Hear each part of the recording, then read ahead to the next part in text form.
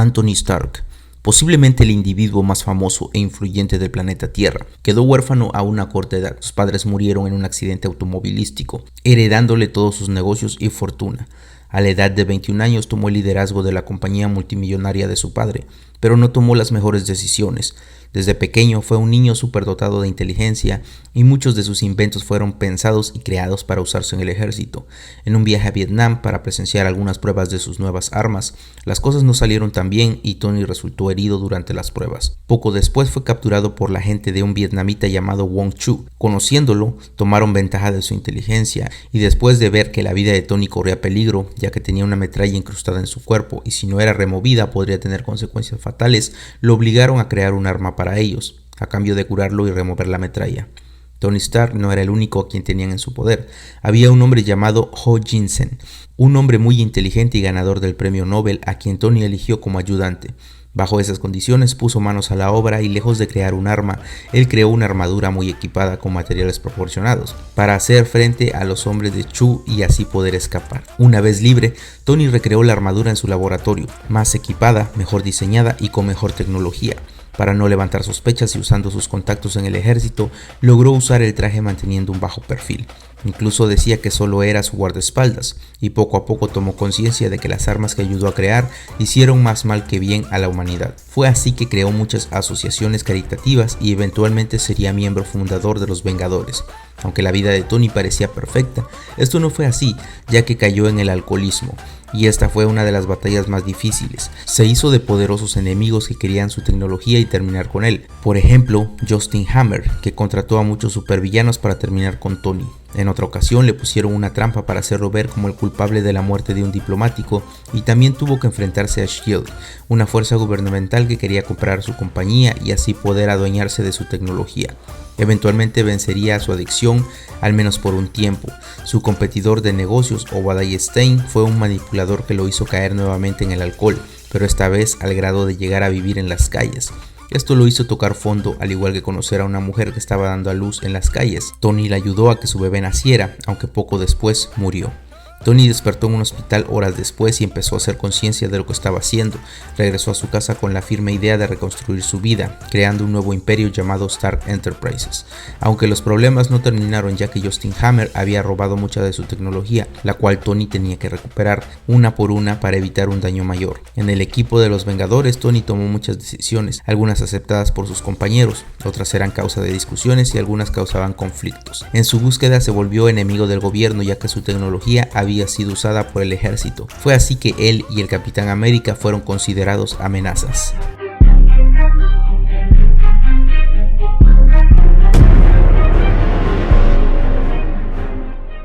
Iron Man, o mejor dicho, Tony Stark era muy diferente a como lo vimos después, ¿no?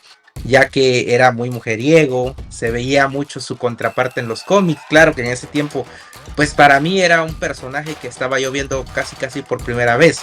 No conocía mucho de Tony Stark. Y creo que le pasó a mucha gente también que era un personaje que no era tan conocido, pero a partir de esa película se volvió muy mediático.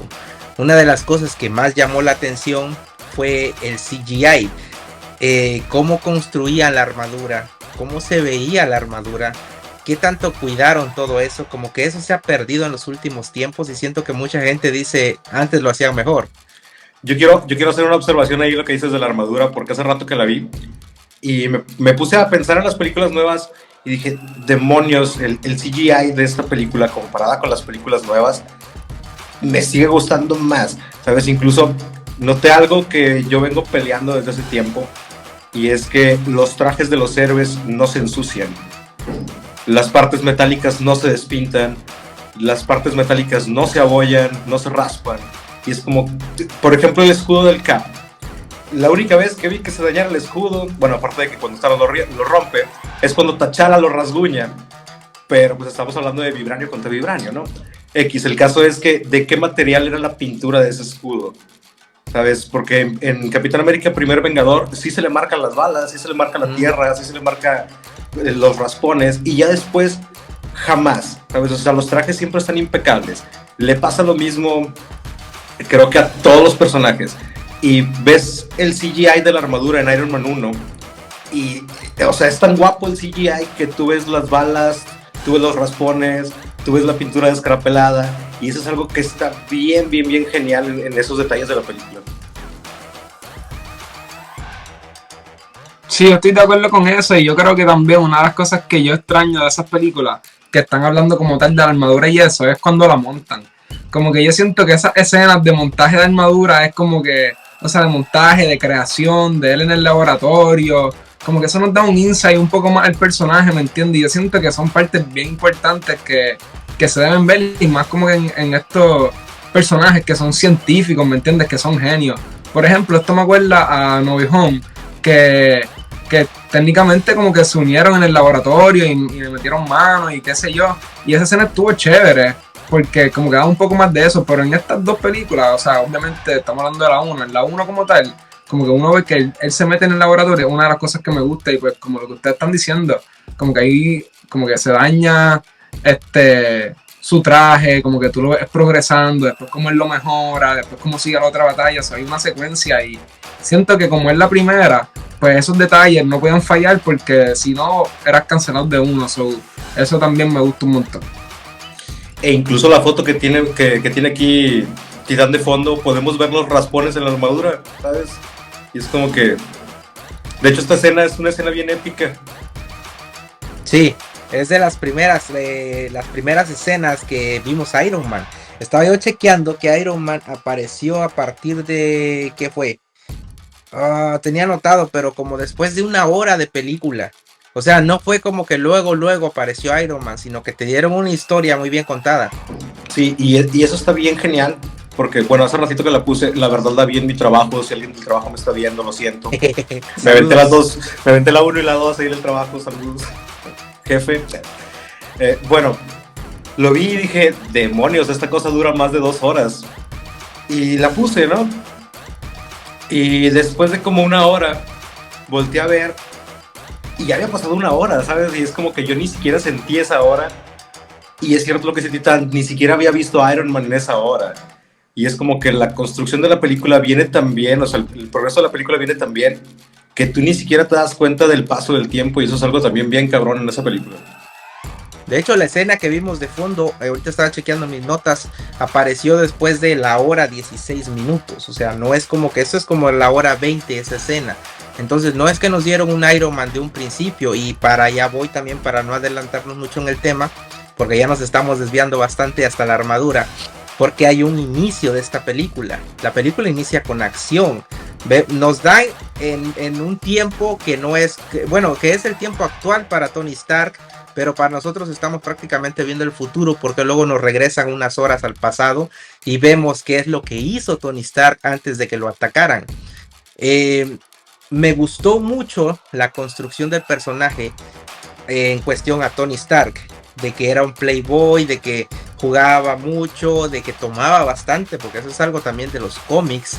Pero algo que me gustó bastante es como la historia que le dan a él, por qué él cambia su vida, o porque él quiere cambiar su vida, cuando él abre los ojos, cuando encuentra, primero que nada cuando lo secuestran, después lo meten en esta cueva y se encuentra con un personaje que es muy importante tanto para Tony Stark como para el universo. Si nos ponemos a pensar en que este personaje que se llama Yinsen, que salvó la vida de Tony Stark, salvó el universo de alguna manera, aunque él tal vez no lo supo.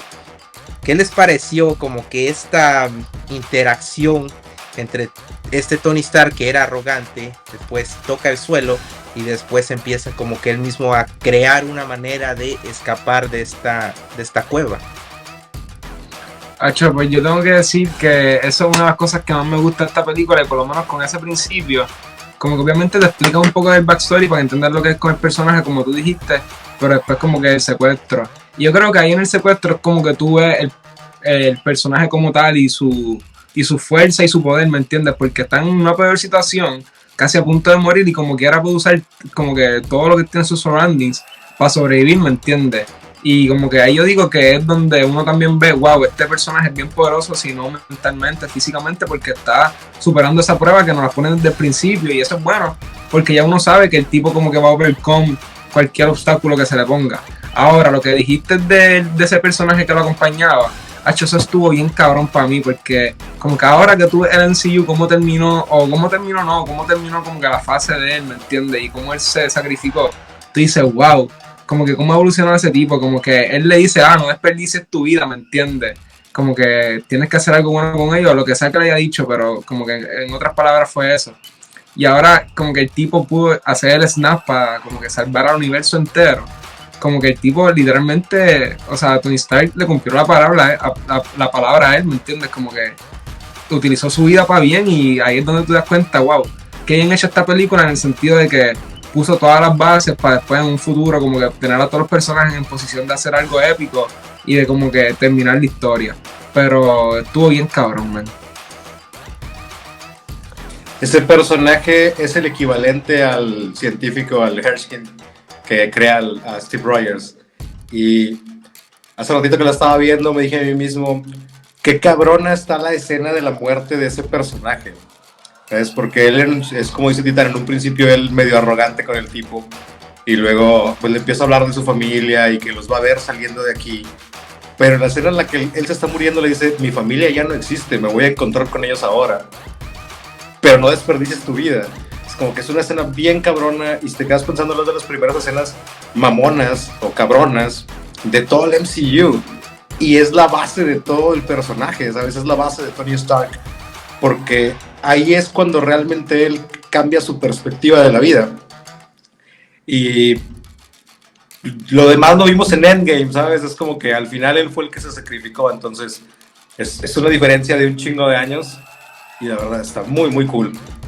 Como que siento que como que las armaduras técnicamente también simbolizan el crecimiento de Tony Stark como persona, ¿me entiendes? Como que, como él dice en la película, Iron Man y yo somos uno, ¿me entiendes?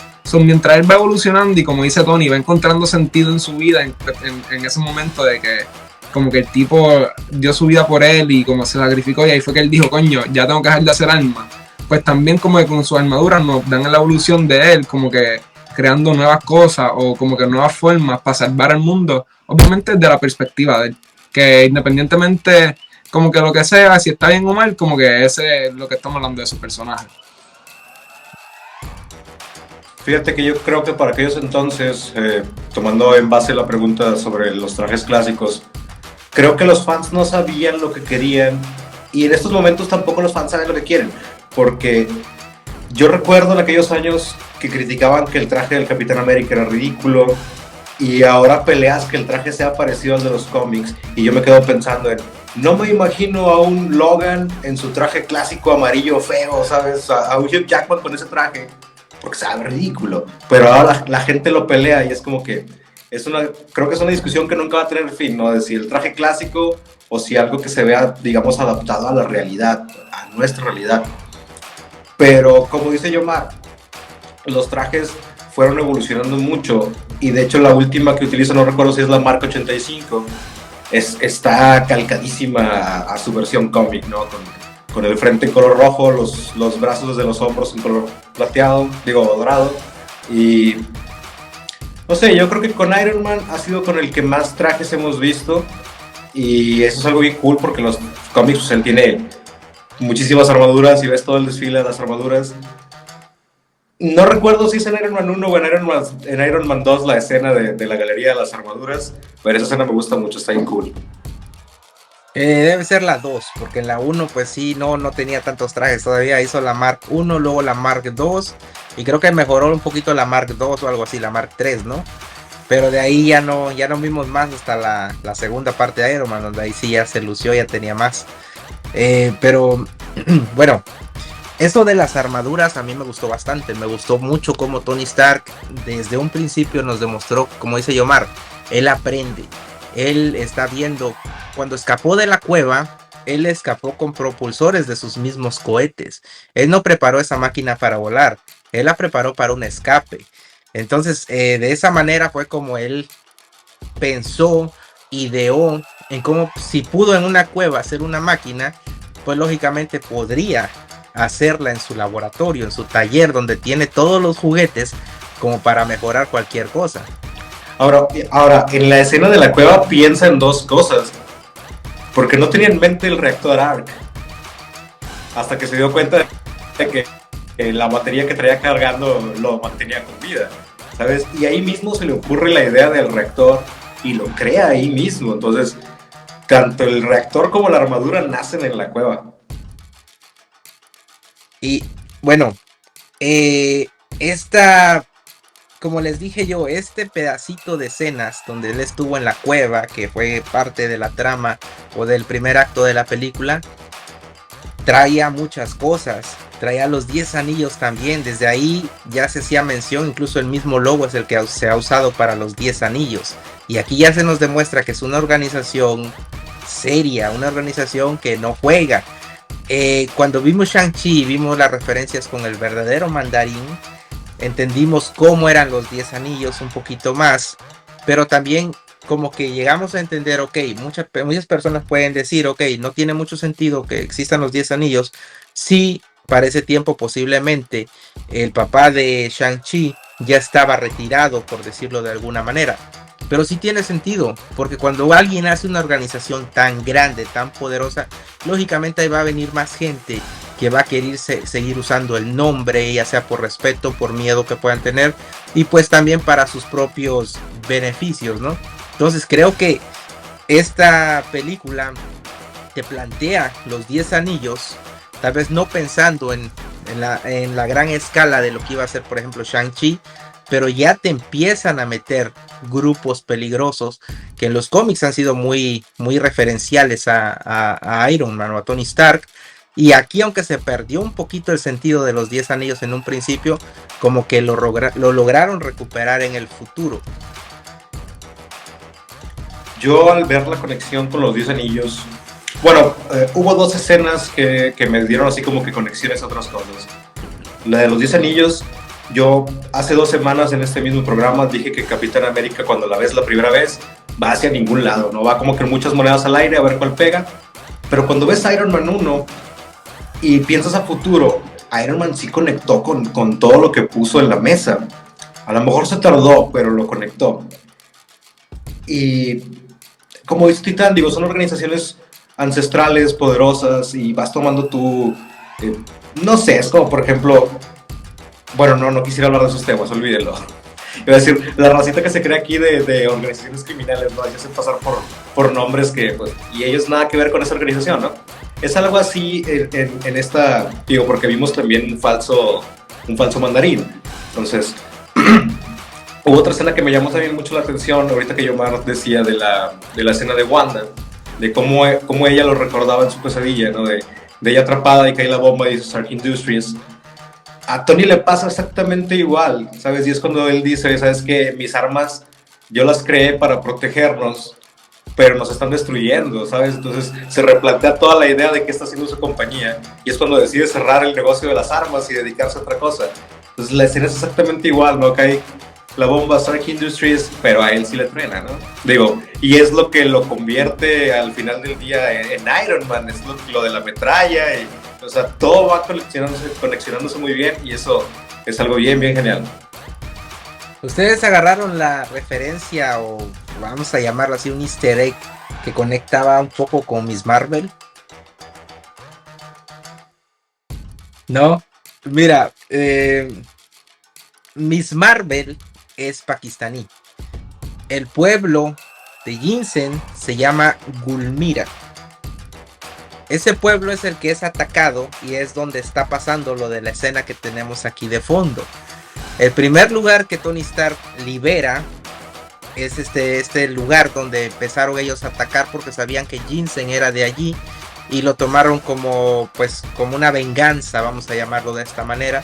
Y fue que Tony Stark se dio cuenta de eso, fue a ese lugar, acabó con esas tropas o esa gente y liberó al pueblo. Ok, la referencia que yo siento que tal vez nadie lo pensó así, pero ya tomando en cuenta lo que ha pasado, es que estas personas, el idioma que hablaban es Urdu. Este lugar es Pakistán y Gulmira es parte de ese lugar. Y la referencia en que yo quiero conectar es que Miss Marvel es de esos lugares también, o al menos su familia es de esos lugares también.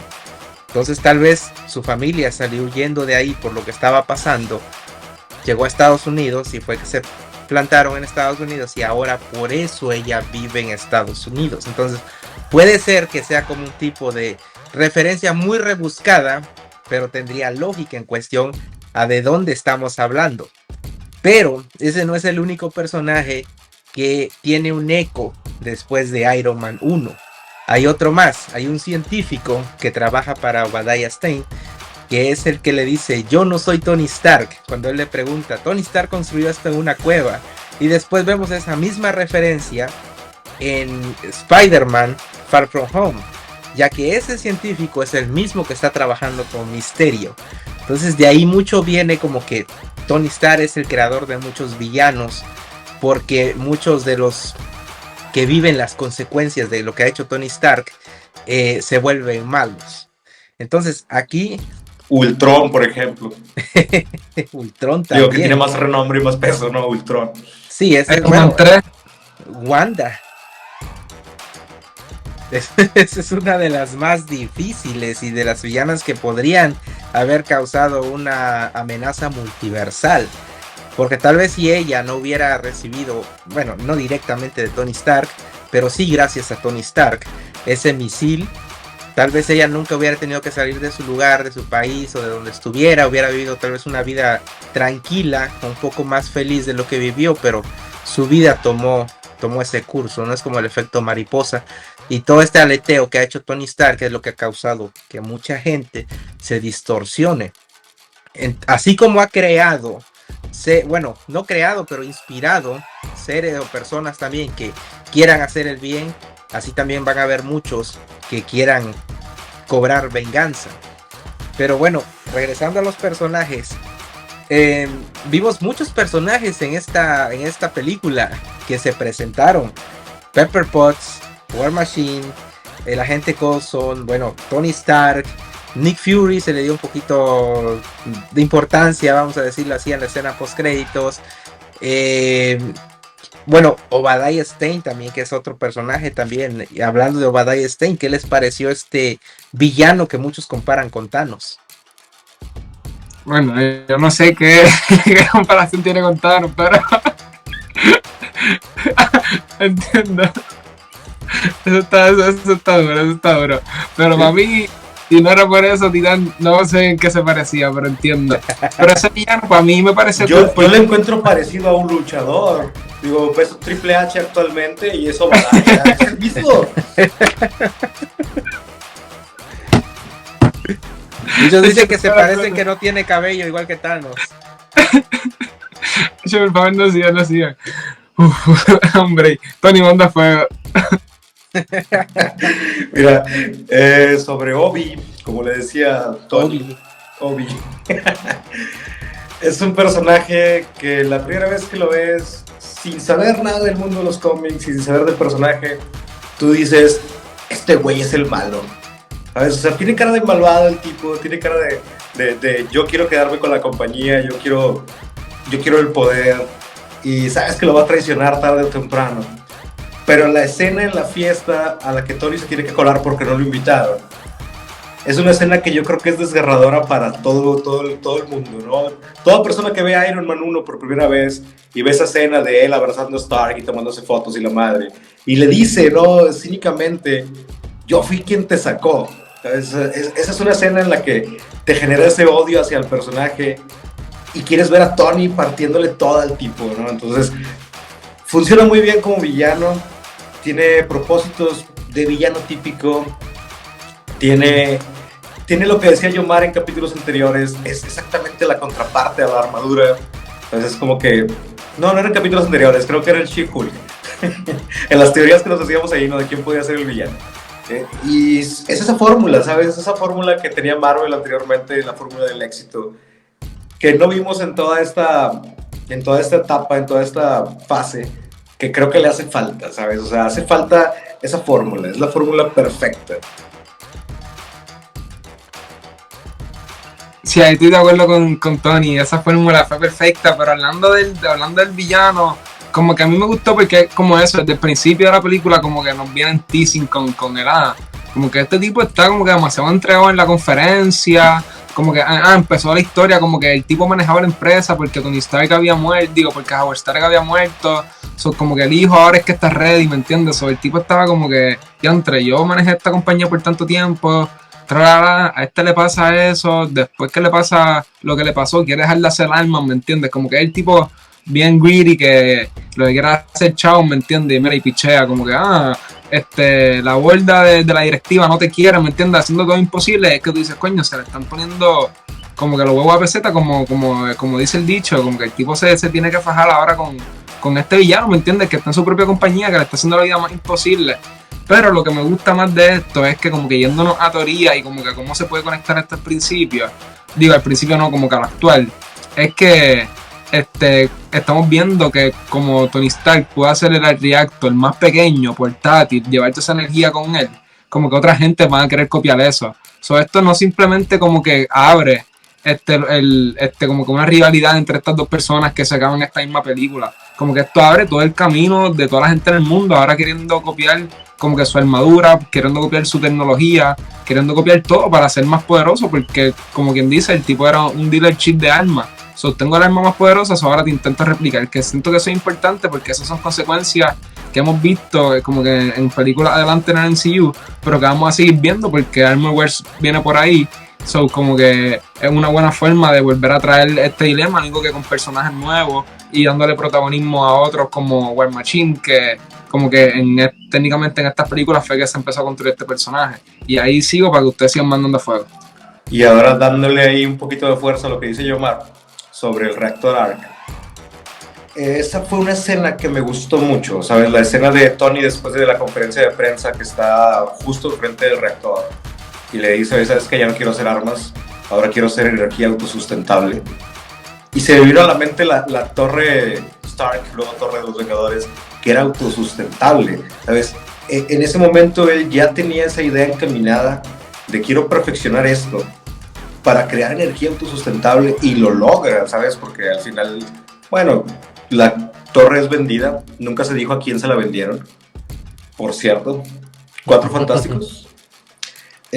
La torre se mantiene sola, ¿sabes? Es autosustentable, entonces vuelvo a lo mismo, que es una película que ha conectado todas las pequeñas cosas que tú veías, si tuvieron un conecte en toda la saga, entonces eso es algo bien cabrón. Mentalmente, ¿sabes? O sea, el güey que lo escribió, mis respetos.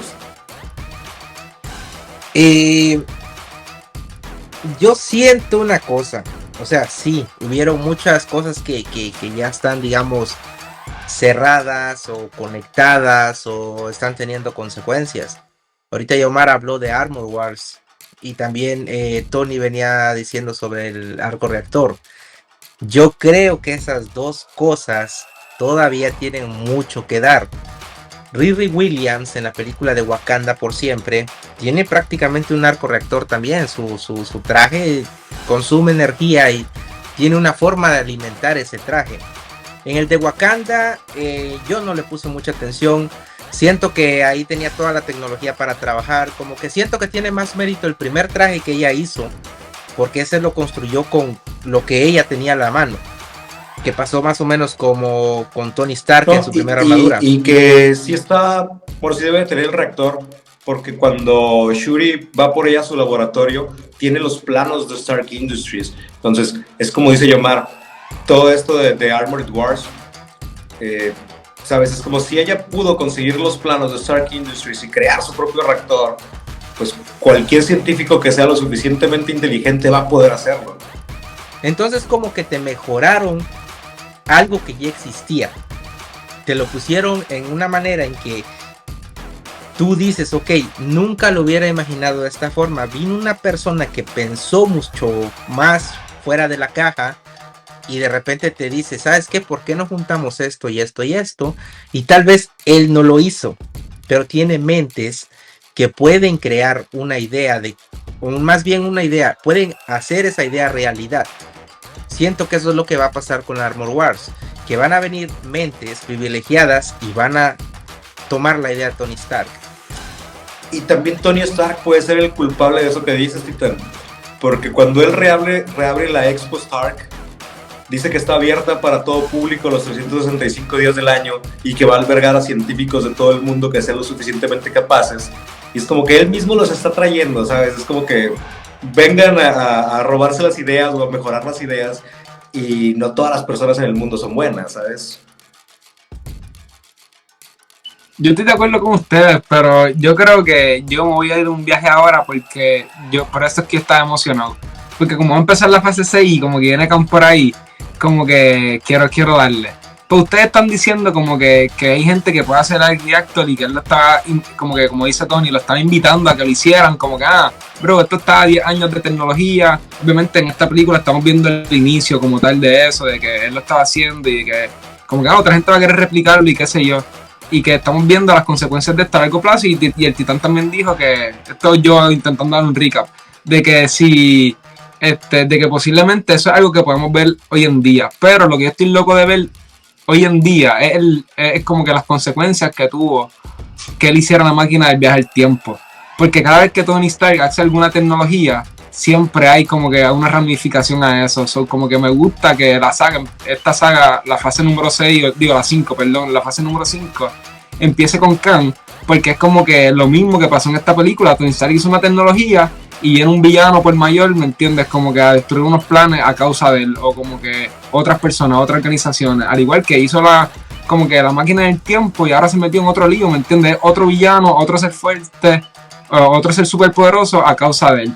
Como que por eso es que me gusta ver esta historia, porque es como ustedes dicen, sí, sigue trayendo problemas y los va a seguir trayendo, pero como que cada vez hay más y cada vez hay más, y es como que un butterfly effect de que hasta ahora todo lo que hemos visto es técnicamente culpa de él, o como que uno de los responsables mayores, y eso me parece bien cabrón que lo podamos revisitar, y por eso es que esto está bien cabrón y me encanta, estoy en otra. Y ahora, haciendo ahí a lo que dice Yomar, me retumba en la cabeza un diálogo que tiene Ultron y Vision, que ambos también son consecuencia de Tony Stark. Si nos quedamos pensándolo, Tony Stark es padre de todo lo bueno y lo malo, ¿sabes? Es como que Tony Stark es el cimiento de todo esto, ¿sabes? Es la base de todo. Y como dice Yomar, es como que cada vez que Tony Stark ha creado una tecnología, ha incitado a personas malas a replicarla y a hacer cosas atroces con ella. Y cuando crea Ultron, es lo primero que ve, ¿sabes? Es como que Ultron despierta su conciencia y es como que los humanos, ¿qué onda? ¿Sabes? O sea, y por eso quiere destruir a los Vengadores, porque los tacha de que ellos son los culpables de todo lo malo que pasa, ¿no? Y técnicamente sí, ¿no? Es como que si tú eres un ser superpoderoso, va a venir alguien que se crea más poderoso que tú a retarte, y así sucesivamente, eternamente.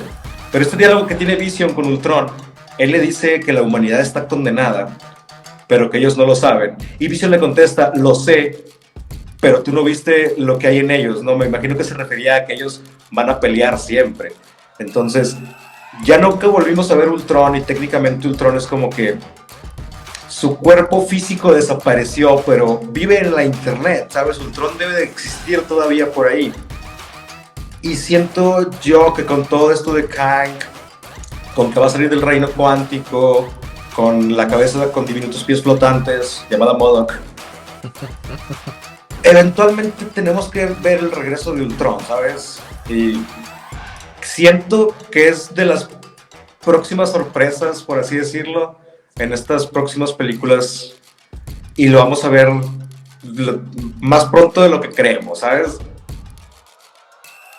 Y Titán, antes de que mande fuego, como que con eso es que quiero terminar la discusión. Por eso es que digo que este personaje de este villano, esta primera película, viendo lo que dijimos, como que es importante, porque es que nos dan como que la base, ¿me entiendes? El foundation de cómo va a ser un villano de Tony Stark, y de como que más o menos cómo van a seguir siendo sus villanos, que es como que el tipo que quiere su tecnología, quiere robarlo, quiere ser mejor que él, pero nunca va a poder, porque Tony Stark como que puede prever esos pasos adelante, y que también como consecuencia de eso, como que muchas cosas malas de las que van a estar pasando es porque como que él sigue creando cosas nuevas y los villanos quieren intentar emularlo, que pues va a llevar a guerra, va a llevar a discordia, que vamos a poder seguir viendo esos efectos. Ahorita que hablaban de Ultron, yo tengo una teoría y siento que Ultron ya regresó. Te dejamos el podcast completo en la descripción y recuerda suscribirte y darle like si te gusta el contenido, ya que estaremos subiendo bastantes podcasts de diferentes temas relacionados con Marvel. Y recuerden, titanes, tenemos un Hulk.